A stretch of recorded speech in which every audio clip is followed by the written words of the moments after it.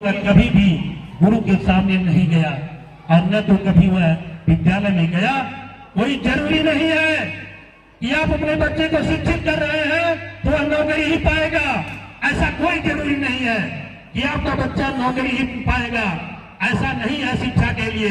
अगर ये आपका बच्चा शिक्षित हो जाएगा तो कोई न कोई वह व्यापार बन कर लेगा, व्यापारी बनेगा। अगर शिक्षा उसके पास है तो कहीं उसको झुका नहीं पाएगा, कोई गिरा नहीं पाएगा, अपने बुद्धि दिमाग से सबको वह पस्त कर देगा। इसी तरह से वह दोनों बेघर हो गए, अपनी सारी धन दौलत बेच करके शराब और जुआ में खत्म कर दिया। इसके बाद उसी रास्ते से तथागत भगवान बुद्ध गुजर रहे थे और जब गुजरे तो उनके भिक्षु पूछे कि भगवान ये कौन बैठा है यहाँ पे दोनों लोग?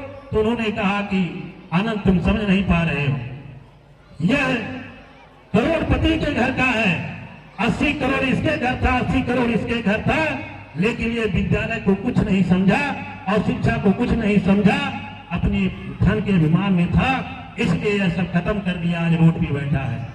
तो ऐसा नहीं है। सारे अभिभावक से में हमारा यही गुंजाइश है, सभी से हमारा निवेदन है कि आप लोग अगर विद्यालय में अपने बच्चों को भेज रहे हैं तो सिर्फ शिक्षक भर का नहीं जिम्मेदारी है, आपकी भी जिम्मेदारी है। अगर घर पे बच्चा पहुंच रहा है तो उस बच्चे को आप लोग देख रेख करिए कि मेरा बच्चा समय से क्यों नहीं आया और मेरे बच्चे के बस्ते में क्या चीज है, क्या चीज नहीं है, वो चीज निगरानी करना ये आपका काम है। यहाँ तो सिर्फ देखिए विद्यालय में शिक्षा दे सकते हैं, किताबें से आपको ज्ञान दे सकते हैं आपके बच्चे को, लेकिन संस्कारित नहीं बना सकते हैं। संस्कारित आपको घर बनाना पड़ेगा, घर ही भी बनाएंगे आप बच्चे को, क्योंकि संस्कार घर से मिलता है, माँ बाप से मिलता है, रिश्तेदार से मिलता है, हित दोस्त मिलता है। जो अच्छे घर के रहते हैं वो संस्कारित रहते हैं, जब वो अपने लगाव रखते हैं, बुजुर्गों के संग में रहते हैं, विद्वानों के संग में रहते हैं, बुद्धिजीवियों के संग में रहते हैं, तब वो संस्कारित रहता है।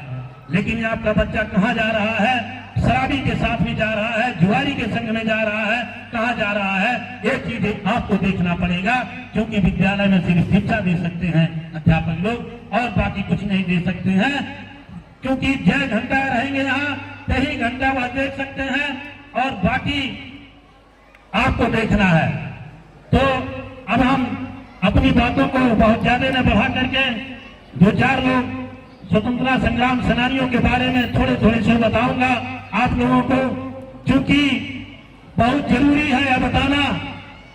आप जानेंगे नहीं इतिहास के बारे में तो अपना इतिहास नहीं रच पाएंगे। जान लीजिए, हमने इतिहास पढ़ा है, अपने पूर्वजों से इतिहास पढ़ा है और 3-3, 4-4 घंटा मैंने कमरे में इतिहास पढ़ा है, तभी आज ये इतिहास रचा है। जब तक आप अपने इतिहास से प्रेरणा नहीं लेंगे तब तक आप कभी भी इतिहास के बारे में जान नहीं पाएंगे और तब तक आप कुछ कर नहीं पाएंगे। तो साथियों, बदल जाओ वक्त के साथ, बदल जाओ वक्त के साथ या फिर वक्त बदलना सीखो। बदल जाओ वक्त के साथ या फिर वक्त बदलना सीखो। मजबूरियों को मत कोसो, मजबूरियों को मत कोसो, हर हाल में चलना सीखो। ऐसा नहीं है कि आप जब बदलेंगे नहीं, सिर्फ कहेंगे कि अरे तो मेरे भगवान मेरे कर्म में लिखा था, ये तो मेरे जो है भाग में आता था। भाग को आप दोष देंगे, लेकिन गलती आप करेंगे, क्योंकि गलती आप करेंगे। जब बिगड़ जाएगा आपका बच्चा, आपका बच्ची बिगड़ जाएगी, आपका घर बर्बाद हो जाएगा, तो कहेंगे भाग में यही लिखा था। लेकिन उसमें आपको ध्यान रखना पड़ेगा। 563 ईसा पूर्व, आज अभी हमारे प्रधानाचार्य ने बताए हैं कि तिरंगे में जो आप चक्र देख रहे हैं, तिरंगे में जो चक्र देख रहे हैं, जो तिरंगा ये बना है, सारे बुद्धिजीवियों ने विचार करके बनाया है और जितने उस समय विद्वान थे और इस देश को स्वतंत्र कराने वाले थे, सब लोगों ने मंथन करके तिरंगा बनाया है। और उस तिरंगे में जो चक्र आप देख रहे हैं, 563 ईसा पूर्व जन्म लेने वाले, पूरे विश्व को शांति का संदेश देने वाले, करुणा का पाठ पढ़ाने वाले, जानवर की जिंदगी जीने वाले को इंसान बनाने वाले, उन तथागत भगवान बुद्ध के चरणों में कोट कोट सत नमन करते हैं।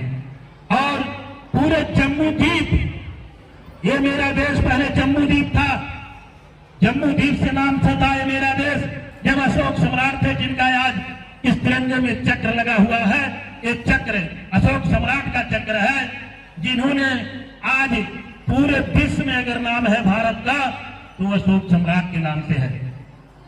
अशोक सम्राट ने अगर पूरे विश्व में अगर पूरा अपना सारे पूरे जितने भी जम्मू द्वीप थे सब पे उन्होंने अपना झंडा लहराया था। यदि सिंह अहिंसक हो जाए, गीदड़ भी शौर दिखाते हैं, जब गुरु संत सन्यासी हो तो सर्प पनपते जाते हैं।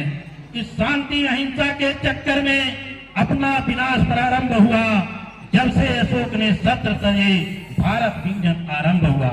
अशोक सम्राट जब शस्त्र अपना रख दिए तभी से इस देश का विघटन शुरू हो गया, क्योंकि जब तक वह शस्त्र अपना उठाए थे तब तक किसी देश के किसी की हिम्मत नहीं थी कि भारत पे आके वह कब्जा कर ले और भारत पे आके वह बोलते हल्ला बोलते। साथियों, चूंकि समय ज्यादा हो चुका है और दो चार और खाली महापुरुषों के बारे में बताऊंगा। शिक्षा के बिना समझदारी खो गई। जो भी इंसान अगर शिक्षित नहीं है, जो भी मेरा बच्चा शिक्षित नहीं है, उसकी समझदारी खो जाती है, क्योंकि शिक्षा ऐसा चीज है, बाबा साहब ने कहा है, शिक्षा वो शेरनी का दूध है, जो पिएगा वही दहाड़ेगा। तो जो पिएगा कहीं भी रहेगा वही दहाड़ेगा, अगर जो नहीं पिएगा वह जानवर की तरह आवाज बोलेगा। जैसे जानवर गूं गूं करता है उसी तरह से यह जानवर की तरह गूं गूं करेगा। हर एक अभिभावक से मैं यही कहूंगा कि अपने बच्चे को एक टाइम कम भोजन करिए, एक कपड़ा कम पहनिए, लेकिन चाहे वह बेटी हो चाहे बेटा हो, उसको शिक्षित आप जरूर करा लीजिए। कोई जरूरी नहीं है कि मेरे ही विद्यालय में, किसी भी विद्यालय में आप अपने बच्चे को शिक्षित करा दीजिए, ऐसा कोई जरूरी नहीं है। बहुत विद्यालय हैं, लेकिन शिक्षित करा दीजिए आप। एक कपड़ा कम पहन करके, एक टाइम कम खा करके, लेकिन अपने बच्चों को शिक्षित बना करके, संस्कारित बना करके और संगति बना करके तब भी आप कहीं भी आप कदम बढ़ाइए। तो शिक्षा के बिना समझदारी खो गई, समझदारी के बिना नैतिकता खो गई, नैतिकता के बिना विकास खो गया, धन के बिना इंसान बर्बाद हो गया। और अगर शिक्षा नहीं है तो उसकी समझदारी खो जाती है, बिना नैतिकता भी खो जाती है। अगर नैतिकता खो गई तो उसका विकास कभी नहीं हो सकता है।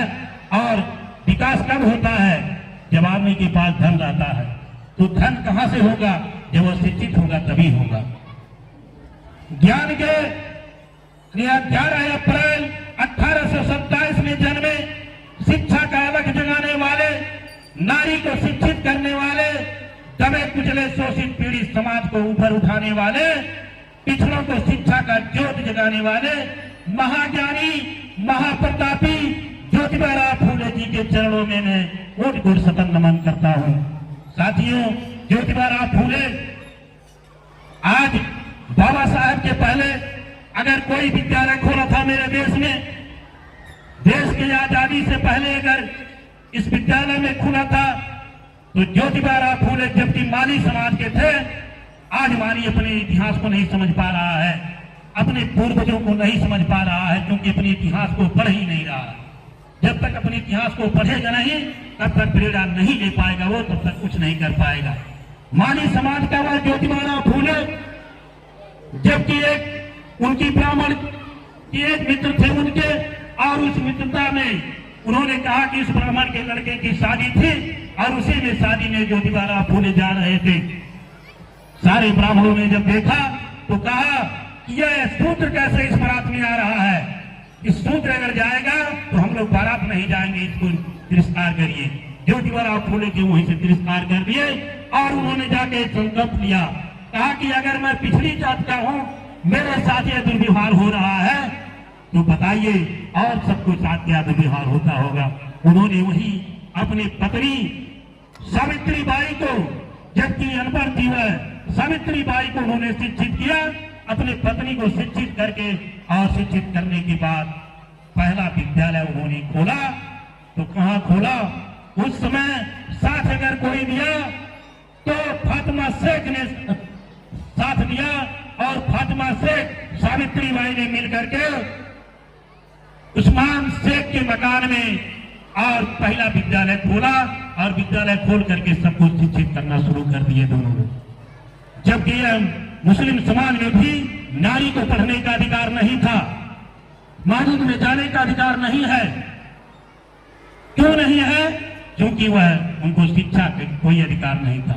लेकिन धन्य है वो बाबा साहब ने, जिन्होंने सबको एक समता मूलक समाज बनाया, सबको बराबरी का अधिकार दिया और सबको, चाहे वह गूंगा हो, चाहे बहरा हो, चाहे लंगड़ा हो, चाहे कूला हो, कुछ भी हो, लेकिन एक वोट अगर उसको देने का उसका अधिकार है तो एक वोट का उसका भी देने का अधिकार है। ऐसा बाबा साहब ने संविधान बनाया।